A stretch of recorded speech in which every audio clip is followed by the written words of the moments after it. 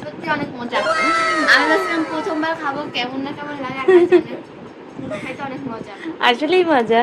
Welcome to my new another blog. এই যে বের করছি থলি থেকে, এটা ঢেকি শাক আর সাথে হচ্ছে বাঁশকরুল। এইগুলা যে বাজার করছিলাম এর আগের ভিডিওতে আপনারা দেখে ফেলেছেন অলরেডি। তো আজকেই হচ্ছে কিভাবে রান্না করব, কি কি করব, সেগুলোই হচ্ছে আপনাদের সাথে শেয়ার করব।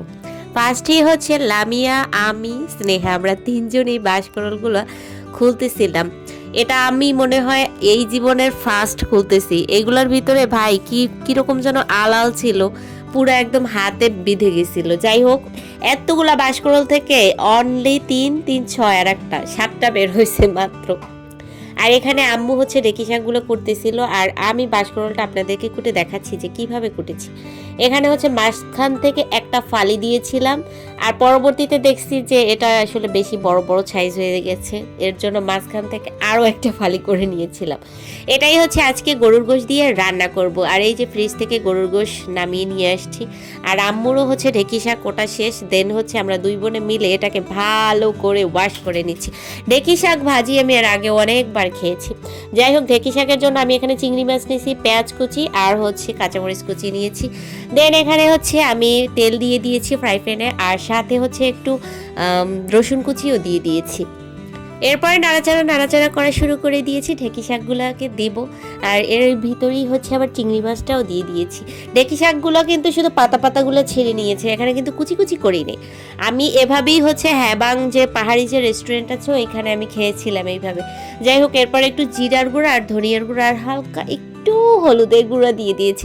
অনেকেই বলবে শাকের ভিতর কি হলুদের গুঁড়া দেয়, আমি দিছি, আমার ভালো লাগছে তাই। এরপর এটাকে ঢাকনা দিয়ে ঢেকে চলে গেলাম গরুর গোশের কাছে। এটা হচ্ছে এখন পানি দিয়ে ভালো করে ধুয়ে নিতে হবে।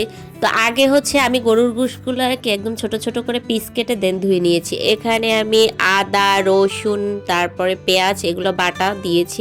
এরপর হলুদের গুঁড়া, মরিচের গুঁড়া, ধনিয়ার গুঁড়া, লবণ, 2টা কাঁচামরিচ, 2টা শুকনা মরিচ আর একটুখানি পাঁচফোড়ন দিয়ে দিয়েছি। আর এখানে গরম মশলা দিয়ে দিয়েছি পরিমাণ মতন। এরপরে সরিষার তেল দিয়ে দিব। আপনারা জানেন আমরা সরিষার তেল খাই, যারা সয়াবিন তেল খান তারা ভালো করেই সয়াবিন তেল দিবেন, কোনো সমস্যা নেই। তো এরপরে আমি হাত দিয়ে সুন্দর করে এটাকে ম্যারিনেট করে নিয়েছি, আর এটা এখন 20 মিনিট রেখে দিব।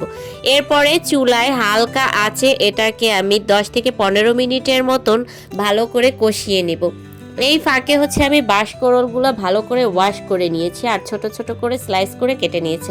বাই দ্য ওয়ে, আমি একটা ইনফরমেশন দিতে চাচ্ছি, সেটা হচ্ছে আপনারা অবশ্যই বাঁশকরলগুলোকে আগে একটু লবণ দিয়ে সিদ্ধ করে নেবেন। এই ভুল কাজটা আমি করছি, আজকে আমি লবণ দিয়ে সিদ্ধ করি নাই। আর বাঙালি মানেই আলু, আলু খাবোই আমরা। গরুর গোশে আবার আলু খাবো না তা তো হবে না, যদিও অনেকে এটাকে স্কিপ করে, বাট আমার কাছে ভালো লাগে। যাই হোক, এখন আমি বাঁশকরল আর আলু দুইটাই হচ্ছে এই কষানো গোশের ভিতরে দিয়ে দিয়েছি। এরপরে এটাকে আরও ভালো করে 10 মিনিট কষিয়ে নিব। তারপরে পানি দিয়ে ঢেকে দিয়ে দিয়েছি। আর এই যে আমার কিন্তু গরুর গোশ হয়ে গেছে হালকা হালকা। আমার মনে হয় আমি যদি এর আগে একটু বাঁশকরলটা লবণ দিয়ে সিদ্ধ করে নিতাম তাহলে একটু ভালো হতো। যাই হোক, আমার রান্নাবান্না শেষ, এখন হচ্ছে আমি বাটিতে বেড়ে নিচ্ছি। আই হোপ এটা খেতে অনেক মজা হবে, তাই আমি আগে ট্রাই করব না, আমি হচ্ছে লামিয়াকে দিয়ে ট্রাই করাবো।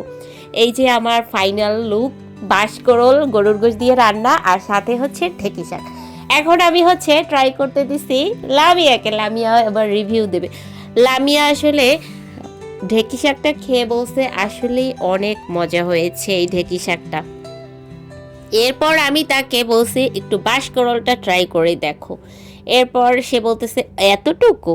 তারপরে আমি তাকে আর অনেক বেশি দিয়ে দিয়েছি যে ভাই খাও, তুমি খেয়ে অ্যাটলিস্ট আমাকে একটা ভালো রিভিউ দাও, তাহলেই বুঝবো আমি সান্ত্বনা পেয়েছি। যাই হোক, ও হচ্ছে ভালো একটা রিভিউ দিয়েছে, যার কারণে আমার কাছে খুবই ভালো লাগছে। আর আপনারাও কিন্তু ট্রাই করে দেখতে পারেন, এটা কিন্তু আসলেই অনেক মজা হয়েছে।